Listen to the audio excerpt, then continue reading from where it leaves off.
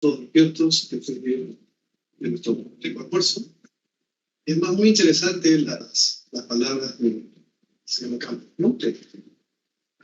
Todos los bancos tenemos tanto en común y de alguna forma los estamos materializando y llevando a cabo. Quiero empezar primero agradeciendo la oportunidad que tengo de estar aquí moderando el panel. Es una suerte de doble función porque voy a moderar, pero también voy a hacerles una breve presentación acerca de lo que están haciendo algunas instituciones de desarrollo de América Latina en lo que corresponde a innovación. Los quiero realmente felicitar. Realmente es muy gratificante saber lo que está haciendo el gobierno de Chile al crear un nuevo sistema de financiamiento para el desarrollo y entender cómo lo están estructurando. O sea, estas reuniones que me compartió Beatriz, cómo está trabajando, realmente es algo que sería maravilloso que en otros países de la región se pueda trabajar de la misma forma. Realmente felicitaciones al equipo. Lo digo de todo corazón, ¿no? Sabemos que lo que está trabajando el gobierno de Chile es un nuevo sistema de financiamiento para el desarrollo que signifique cambios estructurales y sostenibles en la matriz productiva, ¿no? Buscando que se invierta en sectores económicos estratégicos. Con esto en mente, en nuestro panel, lo que buscamos es dar a conocer experiencias de otros países donde el financiamiento público ha sido relevante para el desarrollo de la innovación. Para ello, como ya lo he presentado, con Gustavo Crespi del BIC y Rafael Marín, que nos dan una visión desde su punto de vista académico, pero también conversar con ellos también tiene una experiencia política que es importante destacar y que no quería dejar de mencionar. Por mi parte, como les adelanté, compartiré algunos conceptos generales sobre el rol y desafíos de la banca de desarrollo en el ámbito de la innovación y comentaré algunos programas o herramientas de bancos de desarrollo en nuestra región. Quiero también aprovechar para destacar que, a diferencia de años anteriores, la banca de desarrollo no solo no ha sido cuestionada, sino que está siendo fortalecida por los diferentes gobiernos en los diferentes países. Y fortaleciendo su rol no solo para en la parte contracíclica que hizo en las crisis pasadas, que todos somos conscientes, sino para la modernización, ahora que es el nuevo cargo que ha recibido nuestros bancos de desarrollo, modernizar las estructuras productivas, ver la innovación tecnológica, el desarrollo del mercado y el incentivo al financiamiento a largo plazo, ¿no? Que son uno de los factores en donde principalmente trabajamos. Y obviamente trabajar el desarrollo de sectores estratégicos e industrias vulnerables. No está acá nuestro amigo Kettler, pero realmente es un concepto muy interesante lo que nos habló en la mañana acerca de Copérnico, ¿no? Hace unos años hubiera sido impensable pensar en lo que está pasando en otros países. Definitivamente que la situación económica de la guerra que se vive en Europa y de los temas de los problemas de abastecimiento de materias primas que son críticos, han hecho que, por ejemplo, en Europa, ustedes lo saben, se aprobó la creación de un banco del hidrógeno. Se le ha asignado un capital de $3.000 millones y que se espera que un palanqueo usual de 4 o 5 veces pueda significar $15.000 millones de euros para financiar este tipo de proyectos. Pero si nuestros amigos de Europa conocen el sistema que nos ha comentado en la mañana Juan, pues uno duplicar o triplicar esta cifra, ¿no? Luego, en Estados Unidos, considerando los problemas que les ha significado a la industria la falta de algunos componentes estratégicos, ha decidido propiciar una inversión en la industria de semiconductores y no depender de mercados asiáticos. Así ha decidido otorgar 274.000 millones o 234 millones en subvenciones, entre subvenciones, bonificaciones fiscales y una cifra bien importante, 200.000 millones para investigación. Bueno, ya se tiene, producto de esta noticia, que Intel ha anunciado inversiones de 20.000 millones para producir semiconductores en Estados Unidos, y Micron una inversión de 40.000 millones. Quiero destacar también que hace aproximadamente 15 días el secretario de Estado americano visitó México, se reunió con el secretario de Estado mexicano, viendo cómo fortalecer las relaciones y cómo hacer que se produzcan más bienes en México, o sea, cómo mejorar la relación de producción en México. Y les comentó que esta ley de chip, los amigos mexicanos pueden participar en estos beneficios.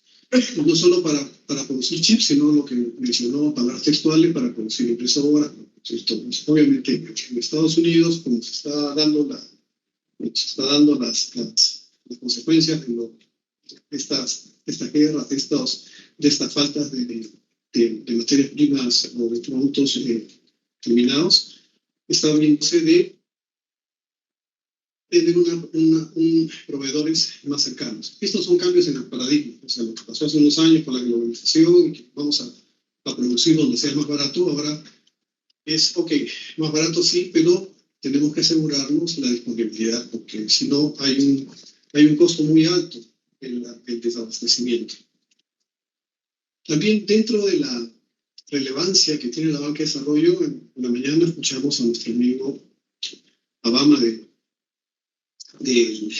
AFD, él es secretario del FIC. No sé si llegaron ustedes a alguna forma a entender, entiendo que sí, porque su presentación fue bastante clara. El FIC el Financing Commons, lo que busca es que todos los bancos del mundo compartan experiencias y tratar de orientar las trabajos que realizamos los bancos de desarrollo junto con entidades de la sociedad civil, centros de investigación, para poder cumplir con los objetivos los objetivos de desarrollo sostenible, conocidos como ODS, y con los acuerdos de la Unión de París, ¿no?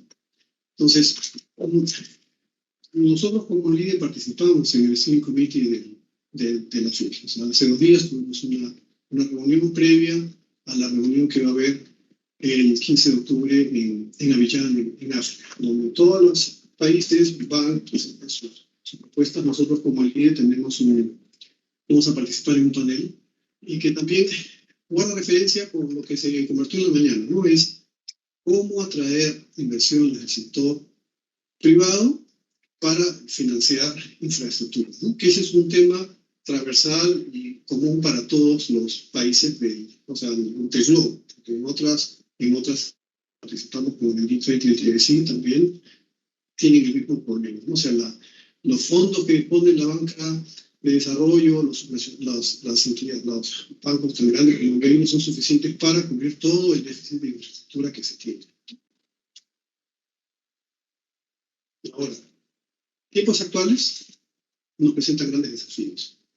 Los grandes desafíos que tienen nuestros países los acogen los bancos de desarrollo, porque los bancos de desarrollo son los agentes políticos, los agentes financieros de los estados. Entonces, hay varios desafíos que tenemos que enfrentar.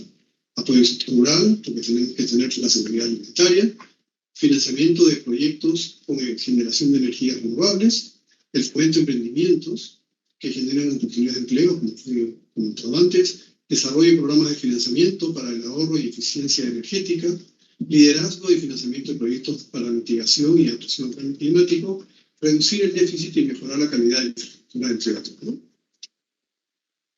¿Qué cosas? Todos estos son los retos que tenemos, pero hay algo transversal, que es que todos ellos necesitan investigación y desarrollo.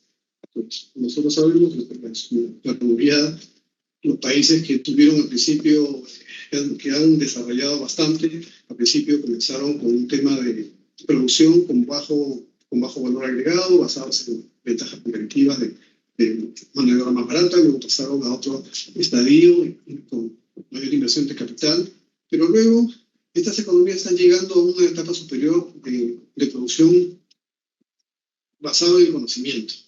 Entonces, ¿qué significa esto? Si uno ve los gráficos de lo que significa la inversión en investigación y desarrollo de la OCDE, en promedio, los países invierten 2.68 de su PIB. O sea que si mañana nuestro amigo Tintelman nos puso un poco nos puso un poco ansiosos. Entonces, en nuestra región debemos invertir más.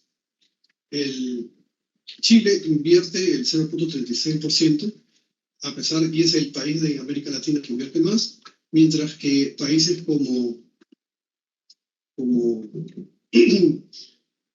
Israel o Corea del Sur invierten más del 5%, 4,5% de su PIB. Entonces hay bastante que hacer. Entonces, lo que quisiera compartirles ahora es rápidamente, no sé cómo pasar a la presentación. Si fuera tan amable. No, sí voy a pasarla rapidito la presentación, no te preocupes. No se me está la presentación de... ¿Ah? ¿Está acá? ¿La presentación quieres que pase ayer? Pero si no, los tienes ahí. Sí, no. Ya, bueno. O sea, es que no sabía que iban a mostrar. Sí, no. En todo caso, lo que les tenía, es igual, son pocas cosas las que les tenía que compartir. Y les voy a mencionar. Entonces, ¿qué cosa está en la presentación? ¿Qué cosas están haciendo los bancos de desarrollo de la región, algunos bancos de desarrollo, respecto a lo que es innovación? Entonces, así tenemos, por ejemplo, productos como el fondo de la serie Criatec del BTS, que ataca la necesidad de la participación de las MIPES en la capacidad de crecimiento basada en desarrollo tecnológico. Busca tecnología de información, biotecnología, nuevos materiales, nanotecnología, con fondos de capital semilla. ¿Qué impacto ha tenido? Han tenido, del 2008 al 2019, han invertido en 70 empresas en cerca de unos $97 millones, con más de 60 patentes, 1.000 productos lanzados al mercado, y destacable que el 2% de las empresas que postulan son aceptadas, nada más. Luego tenemos el BDMG Hubble Hub, que es el Banco de Desarrollo de Minas Gerais, que busca que se adapten los bancos y empresas de otros sectores a la revolución digital. Busca la asociación entre instituciones financieras y fintechs como una oportunidad para movilizarse en un mundo digital. Tenemos con eso el impacto que han tenido en los 2 primeros ciclos del programa. Recibieron 28 empresas de base tecnológica, 14 de las que postularon, 14% de las que postularon, y las empresas incrementaron su facturación hasta un 30%, y en conjunto firmaron 295 nuevos contratos.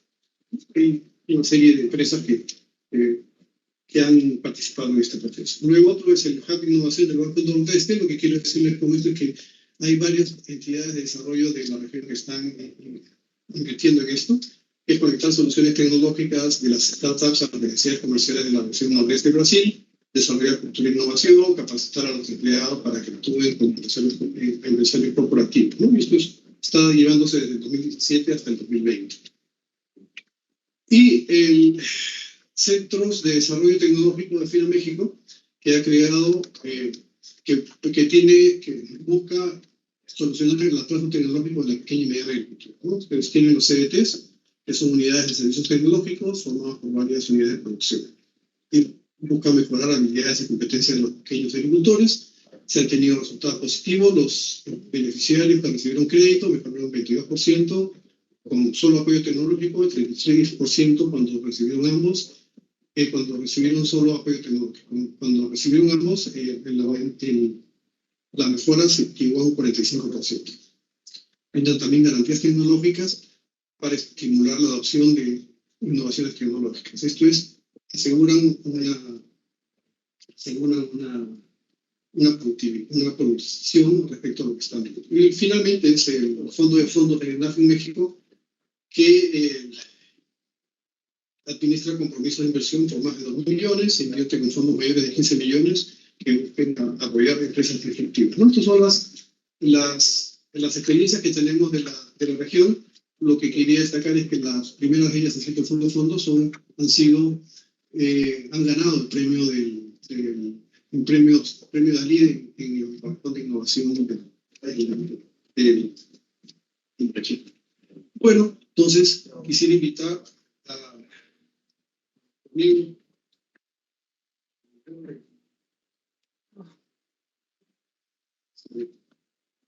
Vamos, Gustavo, si estás tan amable para compartirnos tus experiencias. Gracias. ¿Ves? También voy a Buenas tardes. Una presentación cortita, espero. ¿Tienes el pasa? Ahí está. Ah, espérate que no le puse el...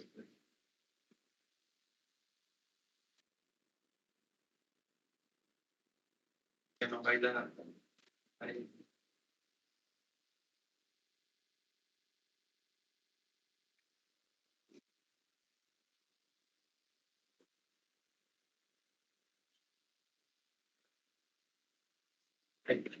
Ahí va.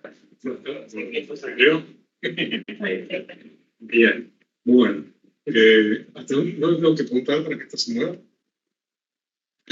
¿Funciona? Funciona así. Sonaba en la mañana. Te paso el mouse. Claro. Bueno, antes que nada, agradecerles la... Esto como...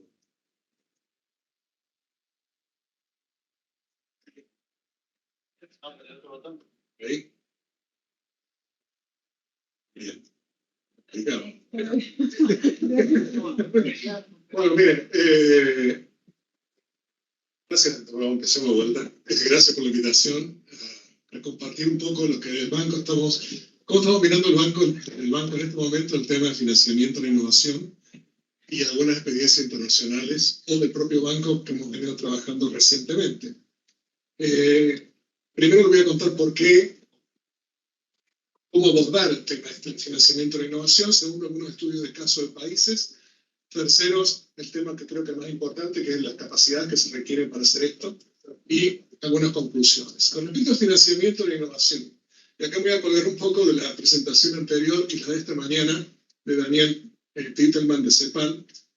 Cuando vemos lo que hacen los países desarrollados, encontramos que hoy en los países desarrollados la inversión en activos intangibles, es decir, investigación y desarrollo, capacitación, software, branding, todo eso que significa activo intangible, hoy es más que la inversión en tangibles, maquinaria, equipos, inclusive infraestructura. Es prácticamente poquito más del 50% de una inversión bien medida. Los datos que presentó Daniel de esta manera están mal medidos, porque hablan solamente de la física. Si le metemos de intangible, la diferencia es mucho más grande. Y esos intangibles son importantes porque explican la mayor parte del crecimiento de la productividad en posguerra. En Estados Unidos uno toma todo el crecimiento de la productividad total de los factores, no la productividad del trabajo, sino la productividad en serio, digamos, medida desde el periodo de posguerra hasta la fecha. 2/3 de ese crecimiento se explica por esa acumulación de intangibles. Y la otra cara de ese crecimiento son mejores salarios, mejor equidad y mejor sustentabilidad.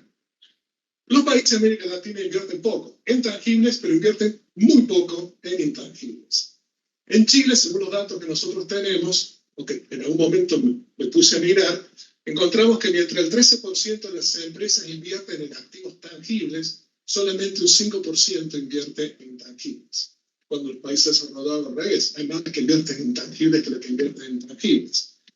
Y es más, ¿cuán grave es este problema de financiamiento en Chile? Acá me voy a remitir a este trabajo que lo escribimos en el 2015 con Roberto Álvarez, con datos del 2007-2010 sobre Chile, sin saber que me iban a invitar a esta presentación. Les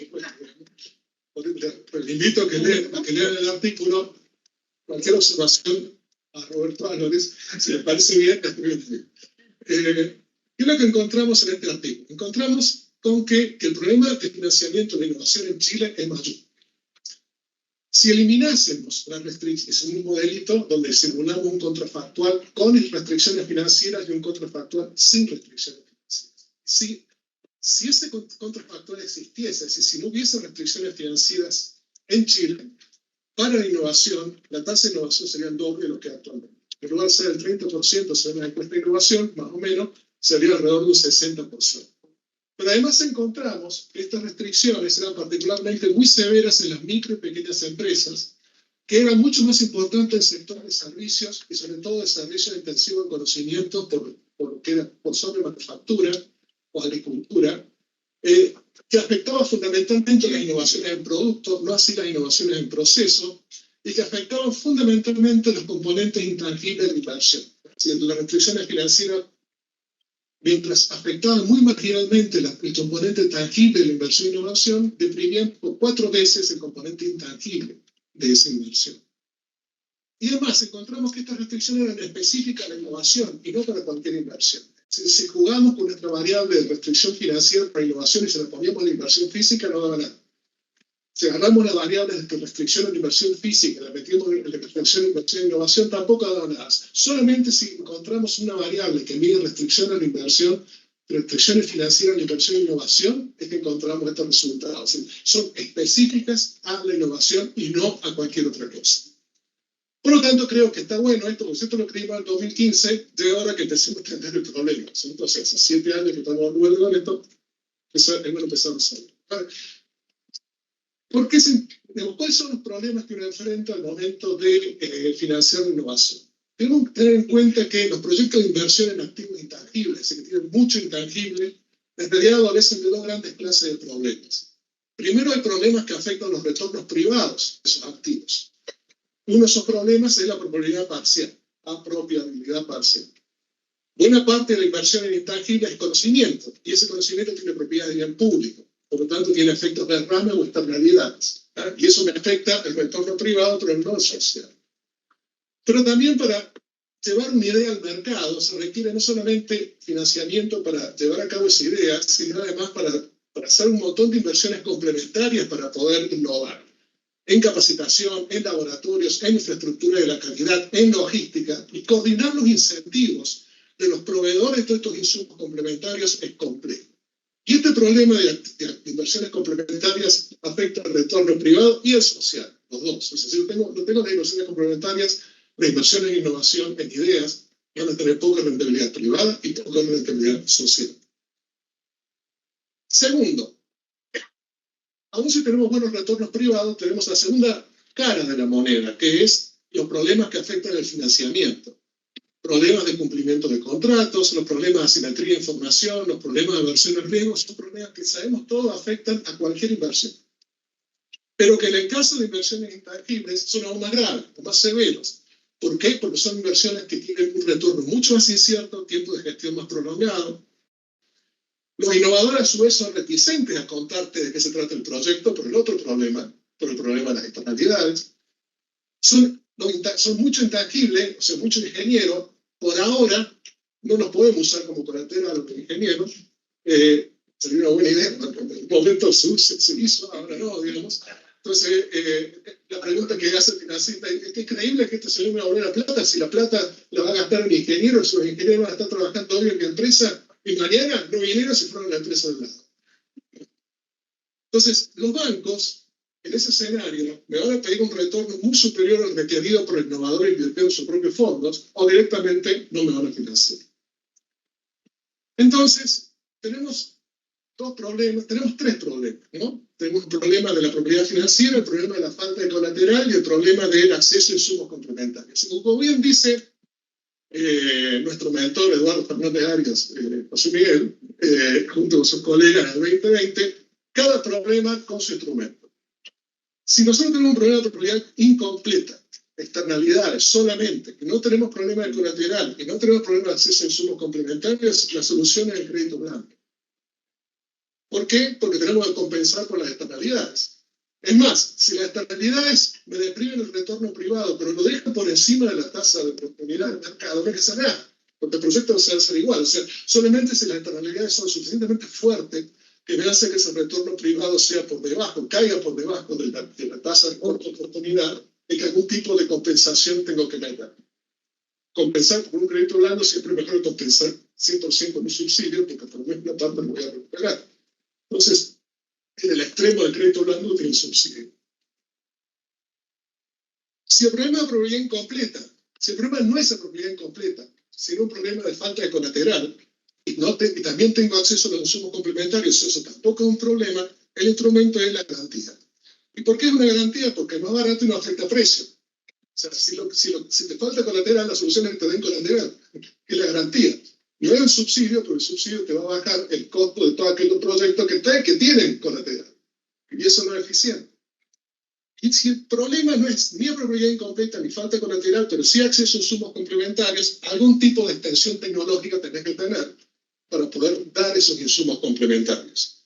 Y si tenés los tres problemas, algún tipo de financiamiento mixto con extensión tecnológica tenés que hacer. En el fondo, lo que nos dice esta pequeña matriz, que yo tomo el estudio de Eduardo, son con préstamos blandos en caso de externalidades, caso contrario, garantía más eficiente. Ambos problemas presentes requieren algún tipo de solución de financiamiento mixto. Si además hay problema de acceso a insumos complementarios, además de financiamiento mixto, necesitas asistencia técnica.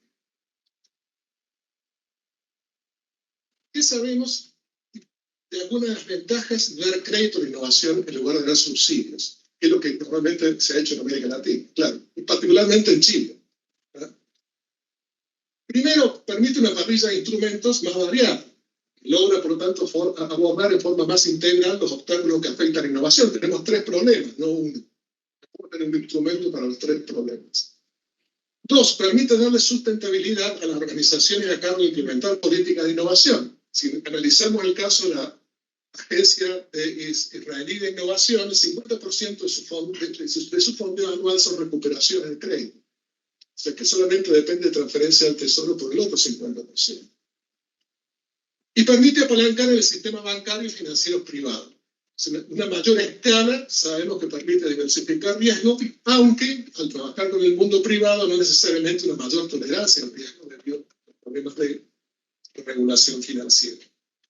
Ahora, dar crédito, por lo tanto, tiene ciertas ventajas, pero tiene también ciertos costos. Y el costo es en materia de capacidad institucional. Voy a muy brevemente contarle algunos casos de países con los cuales hemos venido trabajando en el banco, países desarrollados con los cuales hemos venido trabajando en el banco, para transferir alguna experiencia de financiamiento reembolsable de innovación en algunas de las operaciones.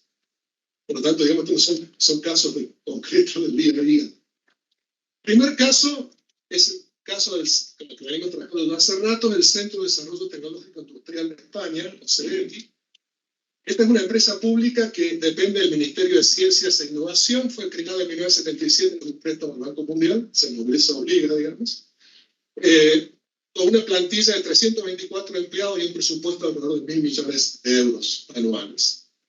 ¿Qué es lo que hace? Financiar proyectos de innovación empresarial mediante crédito, aportes no reembolsables para proyectos colaborativos e inversión en capital emprendedor. Se financia con aportes del Tesoro y con recupero de créditos en un 50%. Más. Igual que en el caso israelí, 50% son recupero de créditos, 50% son aportes del Tesoro.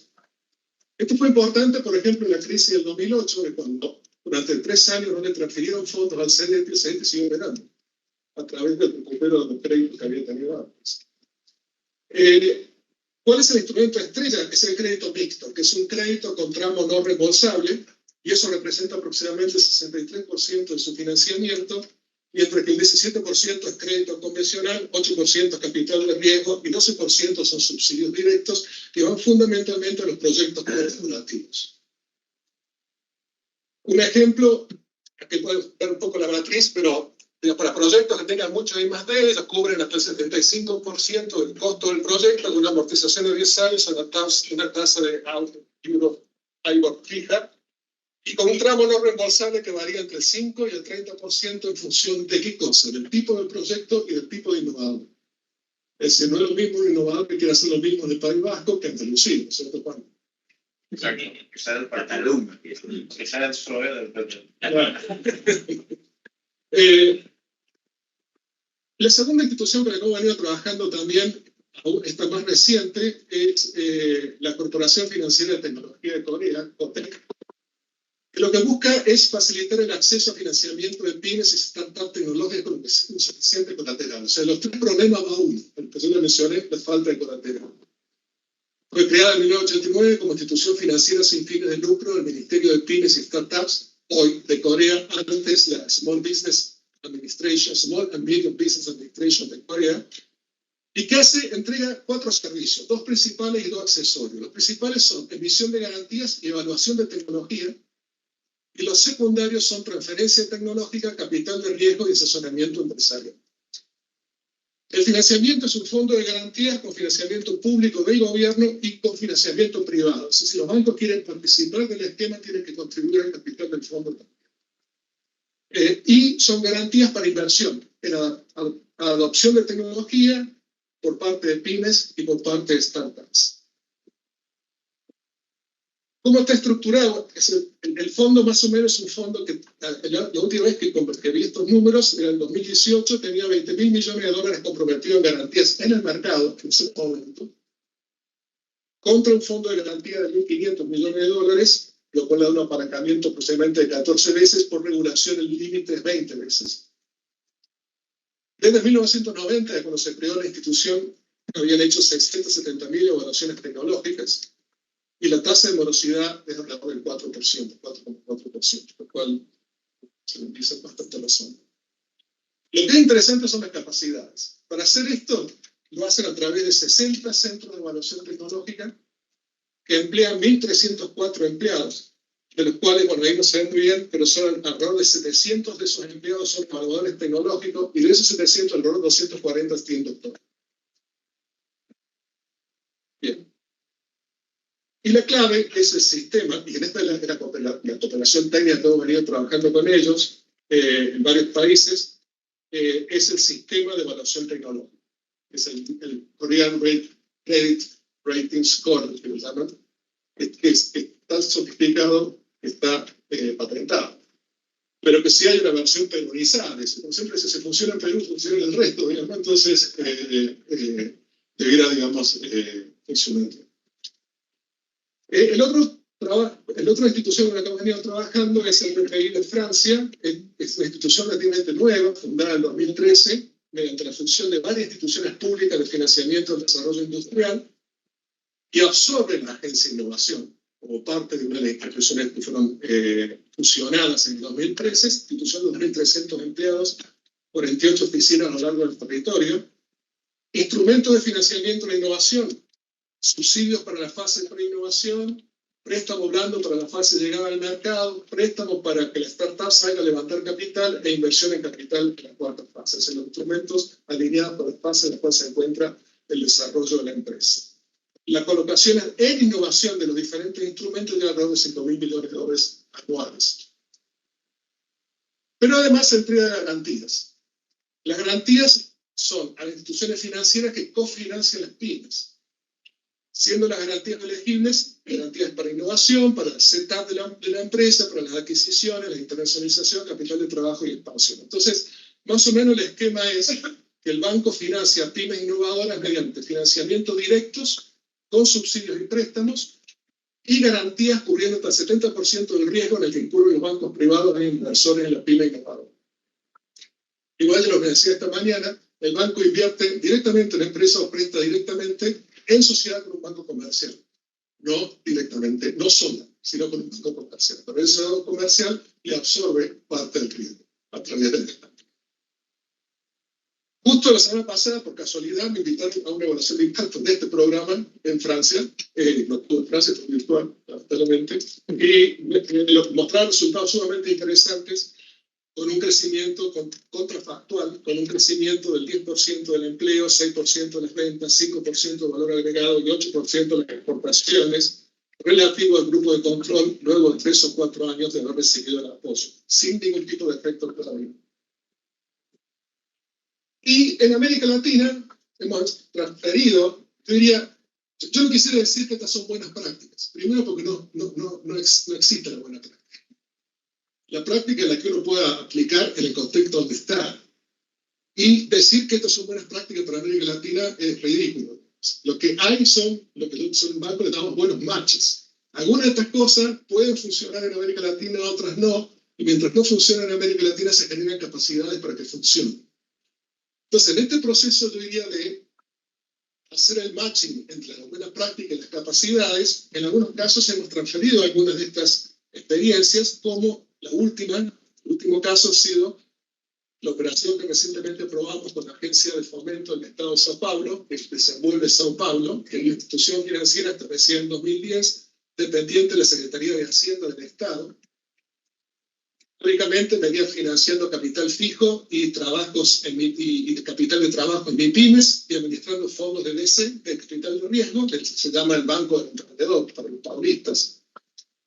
Y en el 2021 nos solicitó apoyo al BID para aumentar el fondeo de los fondos de DC, de capital de riesgo, para actuar en forma contracíclica con la pandemia. Porque lo que había pasado con la pandemia es que los fondos se fueron a las etapas más seguras y salieron del early stage. No es que desaparecieron, se movieron hacia las etapas más tardías. Quedó vacío el early stage, entonces tuvieron un fondeo para poder reponer esos fondos. Y en segundo lugar, un instrumento de desembolso rápido de adopción tecnológica para pymes. Bajo el supuesto de que no le podemos pedir a la pyme que presente un proyecto de innovación, pero sí le podemos dar o crear capacidades para que financie actividades de innovación sobre un conjunto de actividades elegibles con proveedores certificados. Entonces, más o menos la operación fue de 315 millones de dólares, de los cuales 195 millones vienen por el lado del BID, y los otros 120 millones, y esto es lo que es importante, es la parte no reembolsable de la historia, el subsidio, viene por el lado de FAPES, de SEBRAE y la Secretaría de Desarrollo Económico del Estado. Esto es lo que yo les decía, ¿no? La parte o el componente de financiamiento rápido, que significa financiar una pyme un proyecto de innovación en 30 días, no en 6 meses, es a través de financiar actividades preestablecidas provistas por proveedores certificados para adopción, digitalización y cambio climático. Por ejemplo, certificaciones. Pero lo que vemos en estas instituciones es que, además de dar crédito a la innovación, dan muchas otras cosas. Por ejemplo, el CEDETI tiene dentro de su organigrama la Oficina de Compras Públicas e Innovación. Por lo tanto, lo que hace el CEDETI es actuar como poder comprador precomercial de las administraciones para que experimenten soluciones a desafíos cooperando con el sistema de innovación. O sea, el CEDETI llama al sector público, tráiganme desafíos, yo te voy a traer el ecosistema, te voy a poner a trabajar en mi contexto, porque nuestro contexto está fuera de la ley de compra del Estado, para que hagan innovación entre ambos. O, por ejemplo, la COTEC coreana, que usa sus capacidades para vender servicios, literalmente, ellos venden servicios de evaluación de tecnología para apoyar las decisiones de inversión de los fondos de capital de riesgo o de la Oficina de Transferencia Tecnológica de las universidades. Con esos 300 PhD que tienen en disciplinas de ciencia y tecnología, proveen sus servicios al resto del ecosistema también. O BPI France, que muy interesante, ofrece un instrumento de factoring de créditos tributarios. Crédito tributario es el instrumento más importante de apoyo a la I+D que tiene el gobierno francés, pero que tiene el problema de que en general las pymes lo usan poco, las startups lo usan menos, sencillamente porque no tienen renta. Entonces, ¿de dónde descargo mi crédito tributario? Pues lo que hace el BPI France es compra el crédito tributario a las startups y las pymes y luego se lo cobra al Ministerio de Hacienda. O Desenvuelve São Paulo, que hace apalancamiento de recursos, pero no del sector privado, hace apalancamiento de recursos de FAPES, que es la Agencia de Innovación del Estado de São Paulo, y del SEBRAE, que es la Agencia de Desarrollo de Pymes federal, pero tiene su agencia en el país. Tercer punto, y aquí voy terminando. Capacidades institucionales para dar crédito a la innovación. ¿Qué es lo que hemos visto acá? Aquí voy a remitir un poco al documento que Stephanie Ocampo, José Antonio y varios más hicieron a pedido nuestro, revisando casos de Banco de Desarrollo de países desarrollados y de la región. Y en general, debemos tener en cuenta que las fallas del mercado no son las únicas, también está la falla de Estado.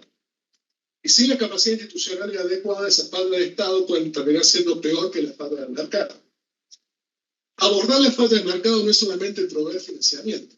Abordar la falla del mercado es proveer financiamiento con el instrumento adecuado, no con cualquier cosa. Sí, o sea, no es tengo un problema de colateral dando subsidios, porque no hay el instrumento para abordar el problema de colateral. Y diferentes instrumentos requieren también diferentes capacidades institucionales. Y el tipo de instrumento, además, se ofrece dependiendo del tipo de fondeo que yo puedo conseguir. O sea, muchas de estas instituciones hacen cosas porque reciben todos los años un cheque de la tesorería que les fondea parte del funcionamiento de la institución. Si eso no está, mi ancho de banda es mucho más chico. Y lo que puedo llegar a hacer es mucho más limitado. Por lo tanto, mucho menos potente. ¿Qué capacidades se requieren para dar crédito a la innovación? Capacidades primero técnicas. Porque hay que evaluar no solamente el general, no cree que va a ser relativamente bien, pero es el riesgo tecnológico de estos proyectos. ¿Ya? Y estoy absolutamente seguro que el banco lo hace muy mal. Eso se requiere gente que sepa de tecnología. Capacidades operacionales para ejecutar y gestionar diferentes programas, incluido recuperar los créditos y inversiones realizadas, para decidir si voy a operar en primer y segundo piso. Todas las instituciones que realizamos recién hacen las dos cosas, operan en segundo, pero también operan en primer piso. Invierten en fondos de VC, pero también invierte directamente en empresas, cuando lo consideran conveniente. ¿Y por qué? Porque yo tengo que balancear cuán grande son dos problemas. La falta de Estado, mis problemas de gobernanza, mis problemas de incentivos, mis problemas de captura que puede hacer que yo invierta mal, que yo como Estado invierte mal si hago primer piso, con los problemas de agencia que implican decirle a los bancos privados que hagan ese trabajo. Y en el tema de innovación, el balance. En otros temas probablemente esté claro. Hay que hacer segundo piso, infraestructura, APP, todo lo que usted quiera. En innovación, ese balance no está para nada. Y luego, capacidades políticas, que se reflejan en una gobernanza que blinde la organización de decisiones de corto plazo, grupos de interés y todo lo demás. ¿Cómo puedo generar esas capacidades? ¿Con estrategias internas o estrategias externas? Estrategias externas, por ejemplo, evaluaciones independientes, que son realmente útiles cuando van más allá de simplemente aspectos financieros y se focalizan en el impacto. ¿Se hacen evaluaciones independientes de estos bancos? Sí, pero muchas de las evaluaciones son más tipo de auditoría financiera que realmente evaluación de impacto. Eso no sirve de mucho. En Costa Rica, con Juan hemos estado ahí teniendo algunas reuniones, y ellos tienen un sistema que es realmente muy complejo de entender, y sistema de un seminario exclusivamente con los ticos para que entender cómo funciona ese sistema de banca de desarrollo. Pero sí tiene una cosa interesante, que es una comisión de evaluación independiente. Son evaluadores independientes de cada 5 años entran al sistema de banca de desarrollo y hacen una evaluación muy al detalle que se presenta en la Asamblea Legislativa. Colaboración con otros actores públicos del ecosistema, colaboración con agencias de innovación. El caso extremo de Francia es la incorporación de la agencia de innovación como una unidad más del banco. Con bancos de desarrollo regionales, multilaterales, academias. Lo que hacemos con estas instituciones a través de cooperación técnica es ese tipo de cooperación a la que me estoy refiriendo. CEDETI no tiene ningún problema en usar sus evaluadores para apoyar instituciones o programas similares en América Latina, por ejemplo. O colaboración con otros actores privados del ecosistema, que les permite obtener información sobre las necesidades de financiamiento del sector privado. Ejemplos son los consejos regionales de SNAFIN o las mesas ejecutivas sectoriales de Corfo o la que tiene Perú. Pero también se necesitan estrategias internas de generación de esas capacidades. No puedo salir a buscarlas. El mercado de capacidades es muy poco transparente. Por lo tanto, en el mercado hay algunas están, otras no. Hay que generarlas internamente. A través de inversión en capital humano, la mayor parte de estos bancos generan capacidades internas para evaluar proyectos. Esto me tomó poderosamente la atención. Cuando empezamos a trabajar con ellos, vimos que esto de Corea y sus 300 PhDs no era algo específico, no era coreano, sino que era también en España, era también en Francia, era también en Sao Paulo, en menor medida. Y es que en realidad el tema de la confidencialidad te hace muy difícil que tú vayas en forma creíble al sector privado a comprar evaluadores en la academia. Sí que genera un problema de conflicto de interés. En segundo lugar, creación de unidades especiales en aquellos bancos de desarrollo tradicionales que han empezado a trabajar con innovación. Existen gerencias de innovación, aspecto común. Aprender a aprender mediante programas pilotos, incentivos, premios al aprendizaje, evaluaciones de impacto, etc. Termino ahora. Conclusión. Existen diversas fases en el mercado que nivelan la innovación privada, que pide la inversión privada en innovación. Cada una requiere un tipo de intervención diferente. Si el problema es acceso al financiamiento, la solución no puede ser el subsidio, la solución es una garantía o una inversión de capital. Si existen derrames de conocimiento, entonces el crédito subsidiado es mejor, por lo extremo, el subsidio del 100%. Lo que se ofrece y cómo se ofrece debe estar alineado a las capacidades institucionales que uno tiene, y esto requiere una estrategia explícita de acumulación de capacidades con colaboraciones externas y también mucha experimentación interna.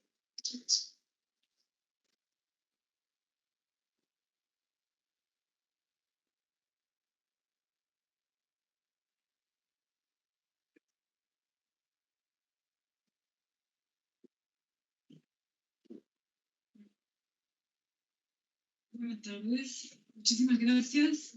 Primero agradecer enormemente la invitación, estuvimos muy emocionadas acá.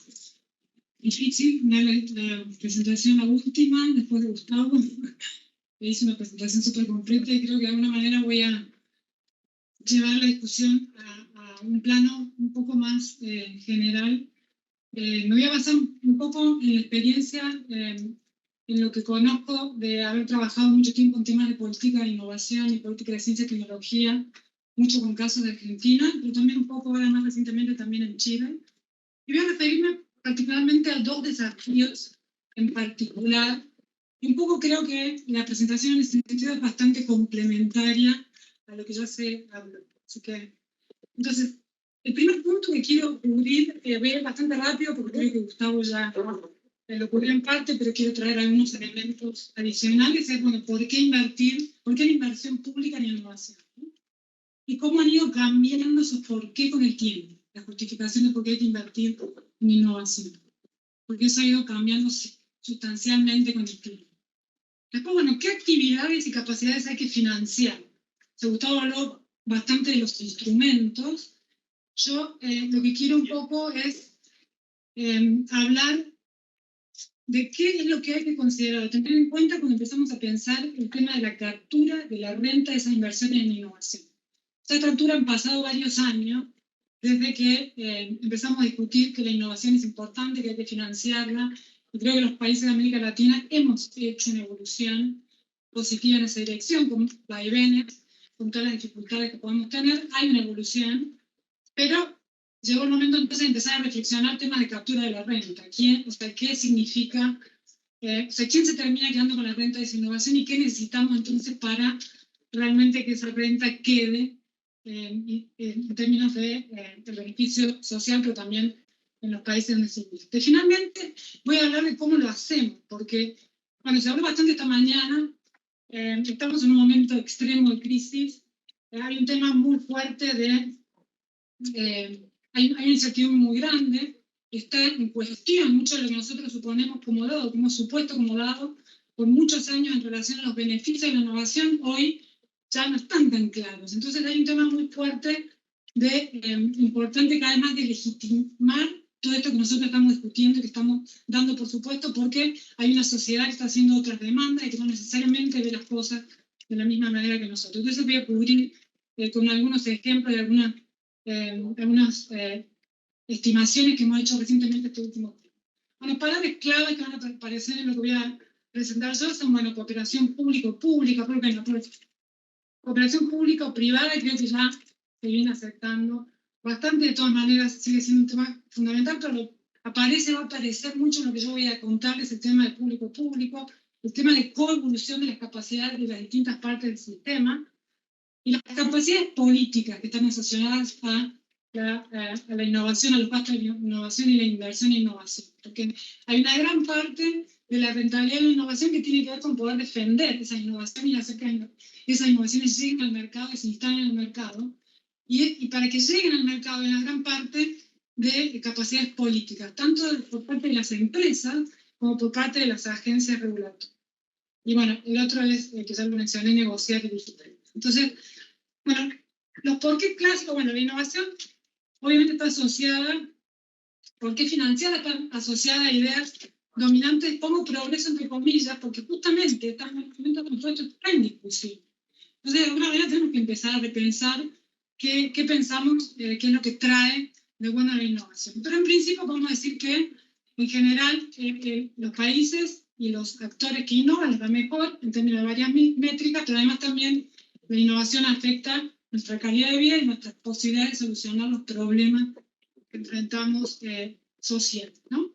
Hasta no hace tanto, los países en desarrollo suponían que nos podíamos beneficiar de las innovaciones que hacían los países avanzados, toda esta idea del catching up, pero está bastante claro que los que primero llegan al mercado son los que más ofrecen, que se pueden capturar los beneficios de la innovación, y además también hay cuestiones de poder que la innovación trae asociado que justifican el hecho de invertir en innovación. Entonces, ¿pero por qué entonces? Gustavo ya cubrió bastante, pues voy a saltarme esto de la falla del mercado, que tiene que ver con esto de que todo lo que tiene que ver con que no hay suficientes incentivos para que las empresas inviertan, entonces el Estado, ¿por qué la inversión pública? Porque hay que complementar de alguna manera, corregir esa falla del mercado. Pero más recientemente, en realidad, y asociado a toda esta idea de la importancia del cambio estructural, hace unos años, y ahora estamos todos hablando de el cambio estructural sustentable, sostenible, aparece toda una justificación que tiene que ver con invertir en actividades que ayudan a ese cambio estructural. Que hace poco tiempo nos referíamos exclusivamente a la necesidad de cambiar a ese sector, que fueran más dinámicos, que tuvieran mayor capacidad de generar, de utilizar el conocimiento nuevo, etc. Hoy por hoy esa discusión se ha girado un poco más hacia actividad, a todo el tema del crecimiento verde, las actividades sustentables, que voy a volver un poco sobre eso, pero en definitiva la justificación ahí entonces es que es diferente a la de falla del mercado, porque hay un tema de decir, acá más fuertemente lo que le estamos pidiendo al sector público a través del financiamiento de la innovación, si queremos que haya un cambio estructural en estas direcciones, es que seleccione actividades, que seleccione tecnología que financie actividades específicas. Esto no tiene que ver exclusivamente con falla de mercado, porque tiene que ver con una visión estratégica futura de lo que queremos desarrollar. Entonces, la justificación es completamente diferente. Después, más recientemente, está esta idea más, la idea de los grandes desafíos, los grandes problemas comunes, la necesidad de financiar cuando hay una gran incertidumbre, que el Estado directamente lidere los procesos de innovación en los cuales se supone que deberíamos estar haciendo esfuerzos invirtiendo, porque necesitamos soluciones a futuro que hoy nadie va a querer tomar el riesgo. Un poco apareció esta mañana esto, entonces hay que identificar estas grandes misiones, y el Estado, entonces se justifica que el Estado tenga una participación mucho más alta.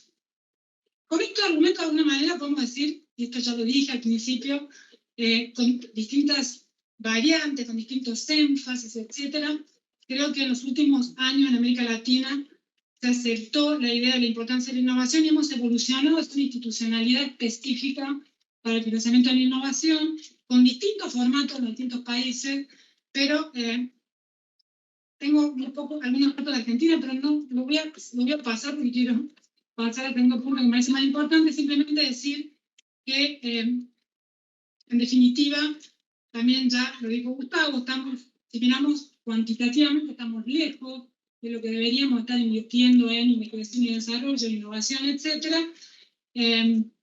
Hemos avanzado, pero estamos lejos todavía, y esto está basado en un trabajo que hicimos para Argentina, analizando los instrumentos que tiene disponible Argentina para financiar no solamente la innovación, sino también el desarrollo productivo, y ahí un poco mirábamos, por ejemplo, la diferencia entre instrumentos verticales y horizontales, y empezamos a ver también una evolución hacia una mayor verticalidad. O sea, obviamente los instrumentos horizontales tienen un montón de problemas, pero son más fáciles de implementar. Entonces, los verticales, los que involucran selección, son mucho más complicados, porque cuando hay que seleccionar entran un montón de cuestiones en conflicto, pero bueno, se ha ido en definitiva avanzando en esta dirección.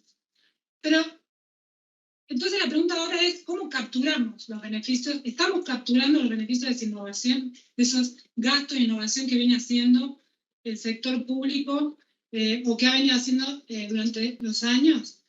Y esta es una pregunta que la voy a abordar con un caso específico de Argentina que muchos de acá lo conocen seguramente, pero quiero como traerlo para ilustrar un punto que me parece súper importante, que tiene mucho que ver con algunas de las cosas que se han discutido, pero tiene algunos como condimentos específicos que me parecen muy importantes cuando estamos pensando que queremos financiar la diversificación de la matriz productiva hacia actividades y servicios basados en conocimiento. Entonces, el típico desafío de cómo nos movemos los sectores de recursos naturales a empresas basadas en conocimiento. Esas empresas basadas en conocimiento son empresas que en general enfrentan desafíos, tienen requerimientos que son muy específicos, y es lo que quiero ahora contarle un poquitito que lo que no aprendimos en la experiencia, en algunos casos que analizamos en Argentina. Entonces, la teoría nos dice que hay que, cuando queremos financiar, para financiar la innovación, bueno, se financian cosas como incorporar maquinarias, habilidades,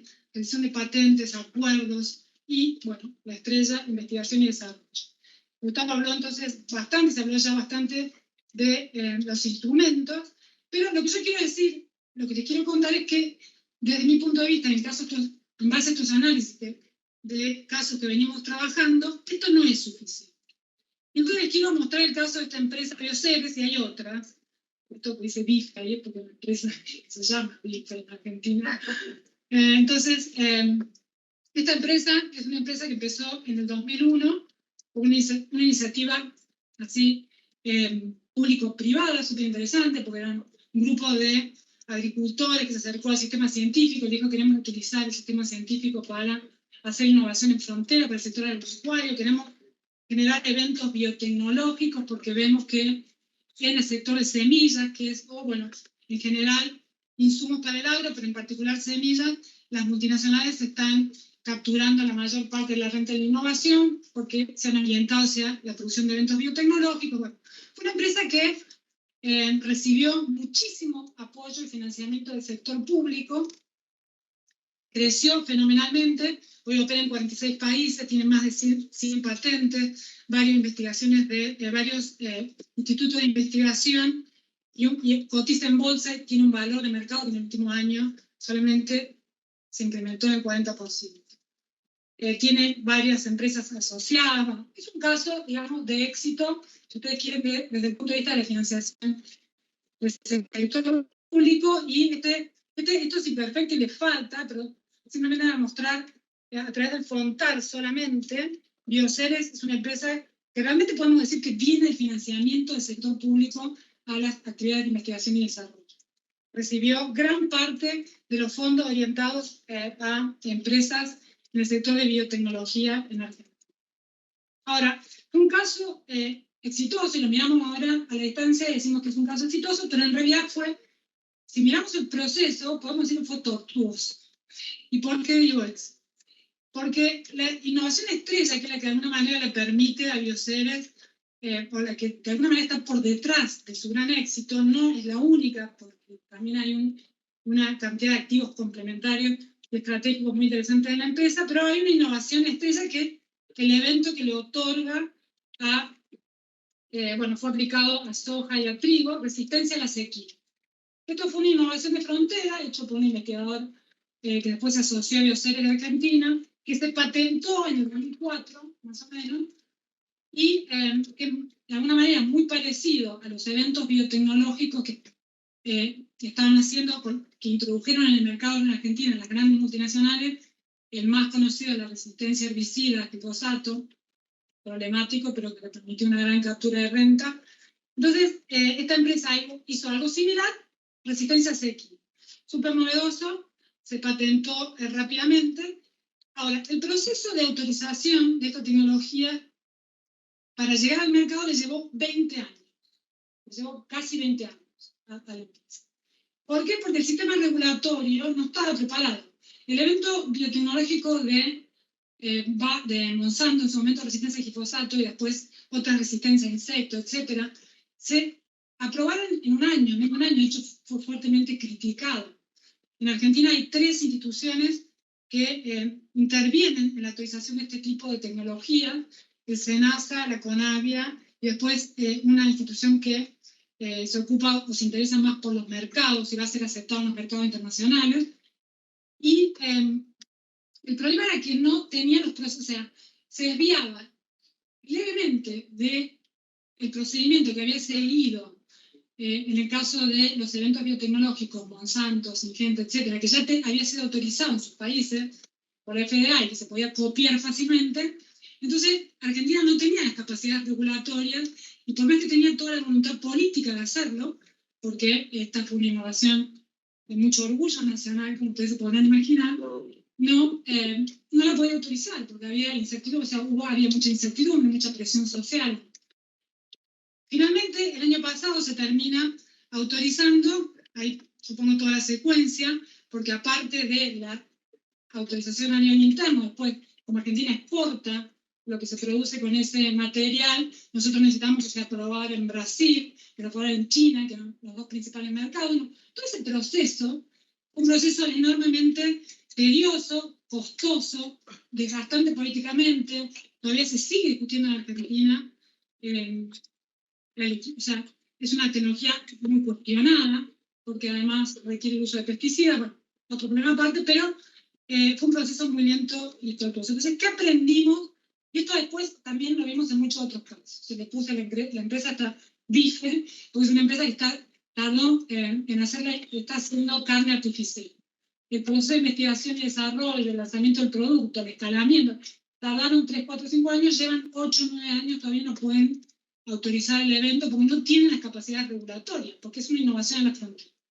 Y así también está pasando ahora con los bioinsumos, está pasando con mucho, todo lo que es edición genética, que todavía no hay regulación internacional establecida. Entonces, países como Argentina, que tienen mucha capacidad tecnológica, están diciendo, ¿por dónde vamos? Porque no, como no está establecida la regulación, no tenemos capacidad regulatoria, o no estamos acostumbrados a generar nuestras propias normas y estándares de acuerdo a nuestros propios requerimientos, se genera un problema por eso hablé de coevolución, porque si vamos a invertir en investigación y desarrollo, si vamos a querer de alguna manera apoyar innovaciones en las fronteras, en el caso que venimos discutiendo hace tiempo, asociado, por ejemplo, a recursos naturales, nuestra gran oportunidad, bueno, tenemos que pensar seriamente en la evolución de nuestras capacidades regulatorias a nivel del sistema. Tiene que haber algún tipo de alineación.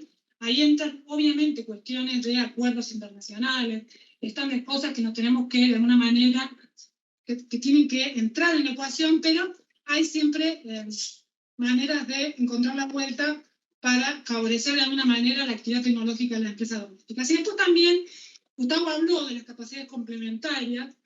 Yo agrego a lo que vos mencionaste como capacidades complementarias, las capacidades reguladas de las empresas. La empresa Bioceres es muy interesante porque evolucionó y hoy tiene un departamento que se dedica enteramente a ayudar a otras empresas a desregular eventos tecnológicos. Y vende ese servicio. Y el director de esa área antes era director de la CONAMIA. Entonces, de alguna manera, internalizaron esa capacidad y ahora le presta servicio a otra empresa. De hecho, hoy Bioceres, de alguna manera, es una incubadora de negocios y de otras empresas porque aprendió. Entonces, costó, aprendió, pero me parece que a esta altura es interesante el caso para tener en cuenta y prestarle mucho más atención a todo este aspecto, porque casi todas las actividades en las que nosotros, de alguna manera, tenemos ventajas para convertirnos en innovadores de fronteras que están relacionadas o tienen impactos potenciales en salud, en el medio ambiente, etcétera, van a tener este problema regulatorio, siempre.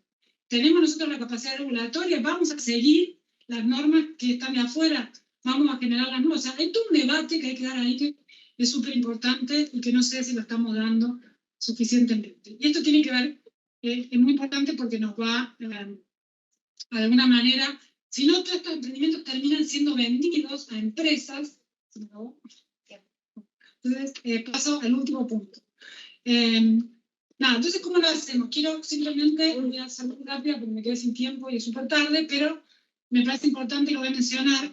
Se habló esta mañana, la pregunta, la última que quería era cómo lo hacemos, porque ya se habló, estamos en una crisis climática, quizás como la mayor falla en el mercado que nunca hayamos visto. Entonces, una gran parte de la literatura de innovación está hablando hoy, ya no estamos hablando de política para la innovación, sino de política para las transformaciones, para la transición. Hay que direccionar, hay que moverse rápidamente. Y esto obviamente genera nuevas razones para invertir en innovación, pero también muchísimas más controversias y tensiones. ¿Por qué? Porque ya no todo crecimiento es bueno, no toda innovación es buena, entonces aparecen temas normativos. Se habló muchísimo esta mañana de sustentabilidad, crecimiento verde. ¿Pero qué es crecimiento verde? ¿Qué es sustentabilidad? Eso está en disputa, no está aceptado. Entonces hay una gran tensión que ahora empieza a aparecer también asociada a la política de innovación, y si no la empezamos a tener en cuenta más centralmente, tenemos un problema más serio de legitimidad de la política de innovación. Entonces, rápidamente les voy a poner el ejemplo por ejemplo, porque muchas de estas fuentes, nosotros dependemos enteramente de actividades que son, utilizan recursos comunes, y estas actividades están afectadas fuertemente por conflictos. El ejemplo de la minería argentina es un país con recursos mineros que están veniendo tratando de impulsar la minería por muchísimos años, pero no con poco éxito, por muchas razones, pero en gran parte y en gran medida, uno de los grandes problemas que tiene es la conflictividad. Argentina tiene 7 de las provincias con más minerales. La minería está prohibida o está seriamente limitada porque la sociedad civil la rechaza.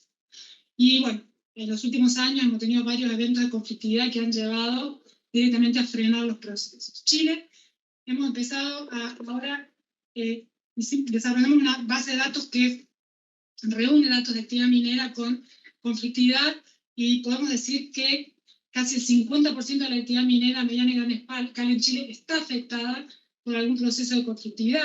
Tenemos en números los millones de dólares de inversiones, casi el 80% de los proyectos que aplicados desde el 98 al 2022 están afectados por algún evento de conflictividad. O sea, el problema de la conflictividad es un problema que se está convirtiendo en algo serio para la región y no está vinculado de los problemas de política productiva ni política de innovación. Entonces, es un momento para darle muchísima más importancia a la legitimidad de la política de innovación y dejar de lado el supuesto de que toda innovación y todo crecimiento es bueno, porque tenemos una sociedad civil y bueno, las comunidades que están afectadas por gran parte de la actividad, que son las que financian nuestro aparato productivo, están ofreciendo resistencia, y esto va a ser mucho peor con la demanda que viene y que se va a incrementar mucho asociada a la transición energética. Lo que podemos terminar es un problema serio de legitimidad de tanto la política de inversiones como la política productiva como la política de innovación. Entonces, termino simplemente diciendo que en este sentido lo que me parece súper importante es como avanzar de alguna manera en procesos que sean más deliberativos.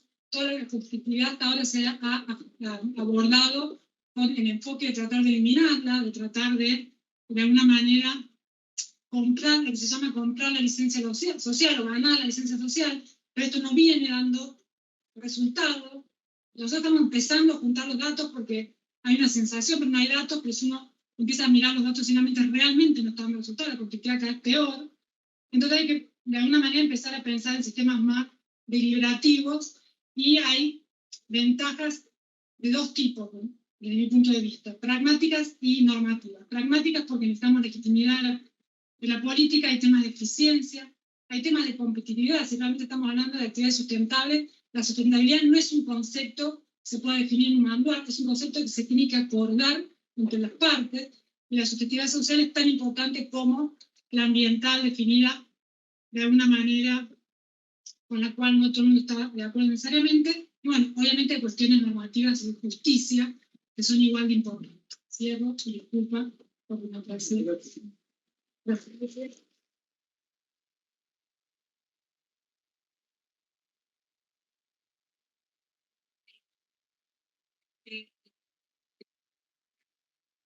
Vicepresidente Banco Estado. Y luego al final juntar las preguntas que pueden salir a lo que vaya a decir él y también a este panel, para evitar atrasarnos. Muchas gracias. Nosotros, como les comentaba la subsecretaria, este seminario se enmarca en el grupo de trabajo sobre el sistema de financiamiento para el desarrollo, en que las 2 instituciones principales son Banco Estado y Corfo. Y es por eso que en esta última parte van a exponer, como les decía, el vicepresidente de Banco Estado y luego el vicepresidente ejecutivo de Corfo, para dar cierre al programa. Gracias.